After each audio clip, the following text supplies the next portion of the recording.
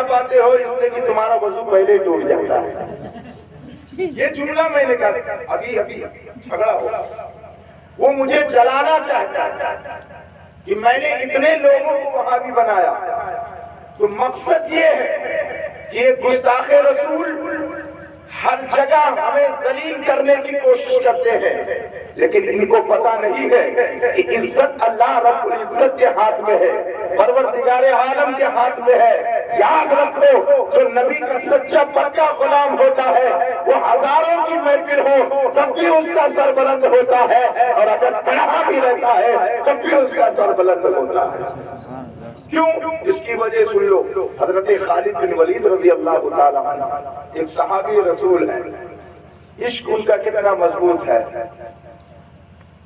کئی لاکھ کے مجمع میں یہودیوں کا مجمع ہے.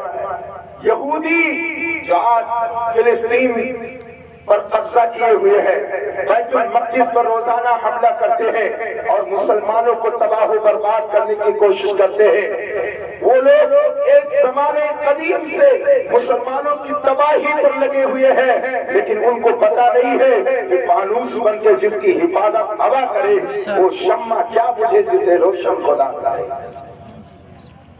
یہودیوں کے بہت بڑے جنگ غفیر میں حضرت خالد بن ولید رضی اللہ تعالیٰ عنہ سبحان اللہ سبحان اللہ. بادشاہ کا منچ لگا ہوا ہے، اسٹیج لگا ہوا ہے، سارے یہودی بلائے گئے، سارے پادری بلائے گئے، بڑے بڑے فصحاء، بڑے بڑے بلغا، اپنے وقت کے لوگ بلائے گئے، ادیب بلائے گئے، مقرر بلائے گئے. سب کو اجازت دی گئی اسٹیج لو اور اپنا بیان شروع کرو. سب آئے لیکن چند زبان بولتے، چند کلمات بولتے، لیکن زبان لڑکھڑا جاتی، ان کی زبان گونگی پڑ جاتی، بیٹھ جاتے. ایک ایک بات دیگرے آتے رہے، بولنے کی کوشش کیا لیکن کوئی بول نہیں پا رہا ہے. اللہ اکبر کبیرہ جو سب سے بڑا پادری تھا کہتا ہے کیا بات ہے، یہ وہ لوگ ہیں جو گھنٹوں تقریریں کرتے ہیں، یہ وہ لوگ ہیں جو دو دو تین تین گھنٹے تقریریں کرتے ہیں، یہ وہ لوگ ہیں جو ایسے ایسے مجمع کو خطاب کرتے ہیں کہ سارا مجمع ان کا ہو جاتا ہے. لیکن آج کیا معاملہ ہے کہ یہ لوگ بول نہیں پاتے ہیں. لیکن جب پادری کھڑا ہوا، سب سے بڑا استاد کھڑا ہوا، کھڑا ہونے کے بعد وہ بیان کرنا شروع کر دیتا ہے.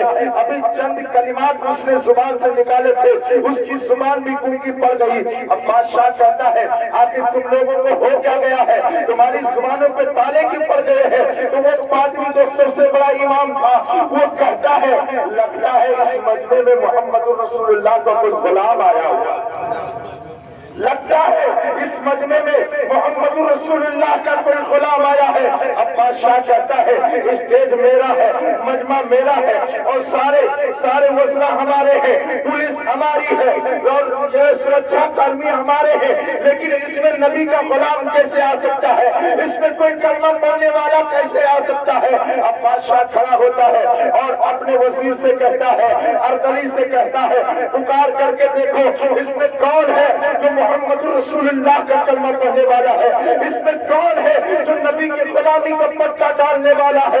اللہ اکبر کبیرہ. جب اعلان ہوا تو لاکھوں کے مجمع میں حضرت خالد بن ولید کھڑے ہوتے ہیں، کہتے ہیں لوگوں میں نے محمد رسول اللہ کا کلمہ بھی پڑھا ہے، ان کی غلامی کا پٹا اپنے کانٹے میں بھی ڈال دیتا ہے.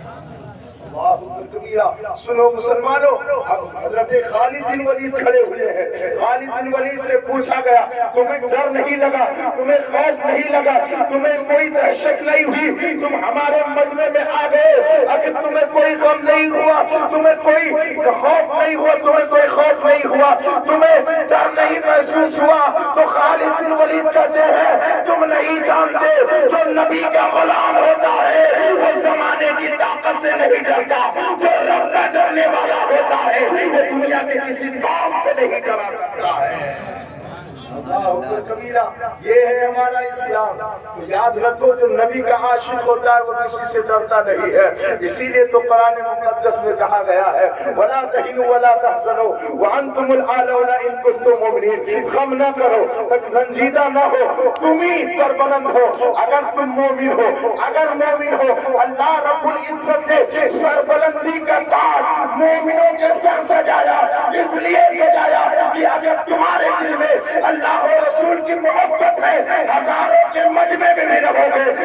تمہیں کوئی دہشت ہو ہی نہیں. یہ ہے ہمارا اسلام. آج تو دیکھو جس کو لوٹا پکڑنے کی تمیز نہیں ہے، ایک لوٹے میں نہ دھوتی دیجیے نہ لگوٹی، وہ بھی مذہب اسلام کے خلاف چلے جائے. ایک لوٹی نہ بھیگے لگوٹی نہ بھیگے دھوتی، سارا کام ایک لوٹیا میں کام چلا لیتے ہیں. لیکن جب بات آتی ہے مذہب اسلام کی تو کوئی کہتا ہے مذہب اسلام ایسا ہے، کوئی کہتا ہے مذہب اسلام ایسا ہے. لیکن یاد رکھو ان وقت کے دہشت گردوں سے، ان وقت کے آتنکوادیوں کو بتاؤ کہ مذہب اسلام وہ مذہب ہے کہ سبحان اللہ آج ایک آواز اٹھتی ہے کہ مذہب اسلام میں عورتوں کا کوئی وقار نہیں ہے، مذہب اسلام میں عورتوں کی کوئی عزت نہیں ہے، مذہب اسلام میں عورتوں کے لیے کوئی مقام نہیں ہے. لیکن سبحان اللہ ان مردودوں کو پتا نہیں ہے کہ مذہب ایسا مذہب ہے کہ میرے پیغمبر نے دنیا میں جنم لیا تو بتایا کہ جب بچیاں زندہ درگور ہو رہی تھی مصطفیٰ نے آ کر کے کہا لوگوں تمہیں گھبرانے کی ضرورت نہیں ہے، آج کے بعد دنیا میں کوئی بچی زندہ درگور نہیں ہوگی. ارے انہیں مدینے والے کا صدقہ ہے کہ بھارت میں جو جوان مرد مر جاتا تھا ان کی عورتوں کو ستی کر دیا جاتا تھا، ان کے جدے کے ساتھ چلا دیا جاتا تھا. مصطفیٰ کی سنت ایسی عام ہوئی کہ مدینے کی بچیاں بھی محفوظ ہو گئی اور بھارت کی بچیاں بھی محفوظ ہوتی رہی.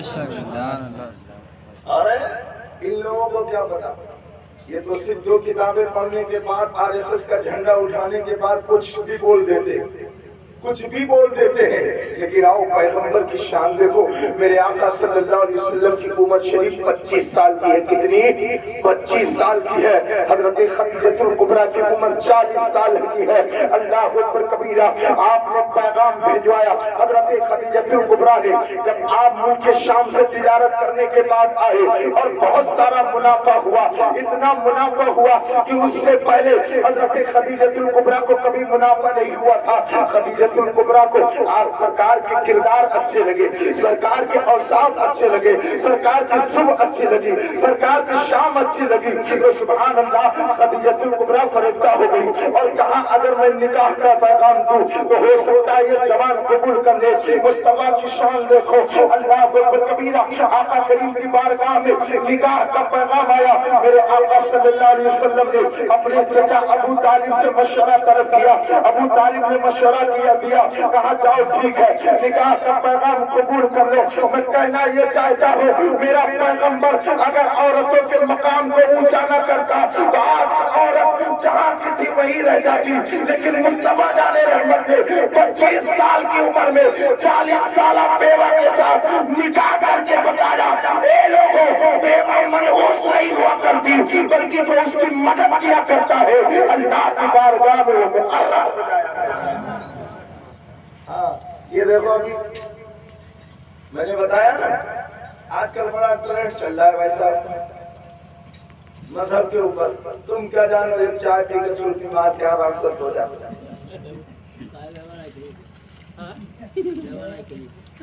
سمجھ گئے ہم لوگ علماء.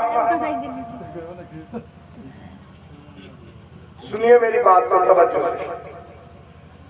آج مذہب اسلام پر مفتی صاحب جانتے ہیں طرح طرح سے لوگ کیچڑ اچھال رہے ہیں.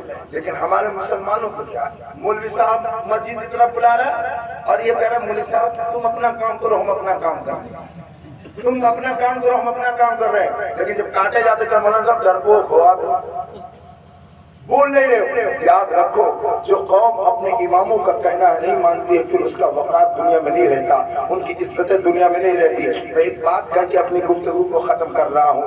آج شادی کا موقع ہے میرے ملت کے نوجوانوں. شادی کیا ہے؟ شادی مذہب اسلام کا وہ رکن ہے. سبحان اللہ. مذہب اسلام میں اس کی اتنی اہمیت ہے کہ جب بندہ شادی کر لیتا ہے گناہوں سے پاک ہو جاتا ہے. جب بندہ شادی کر لیتا ہے فحش گوئیوں سے پاک ہو جاتا ہے. اللہ تبارک و تعالیٰ نے ایسا نظام اپنے محبوب کو عطا کیا. اے محبوب جوانوں سے کہہ دو کہ یہ شادی کرے. جب جوان شادی کر لیتا ہے تو نگاہ نیچی ہو جاتی ہے، پھر وہ غیر کی طرف حرام کی طرف نہیں جاتا ہے. اللہ اکبر کبیرہ. شادی یاد رکھو، بیاہ اور نکاح ایک ایسا نظام ہے کہ سبحان اللہ جس طرح یہ دنیا میں بندے کو سکون دیتا ہے اسی طرح یہ بندے کو جہنم سے آزادی بھی دے دیتا ہے، جہنم سے چھٹکارا بھی دے دیتا ہے. میرے پیغمبر کہتے ہیں نکاح کرو اگر استطاعت ہے. یاد رکھو اگر تم نے نکاح کیا ہے اور شریعت و سنت کے مطابق زندگی گزاری ہے تو سبحان اللہ جنت بھی تمہارا انتظار کرے گی.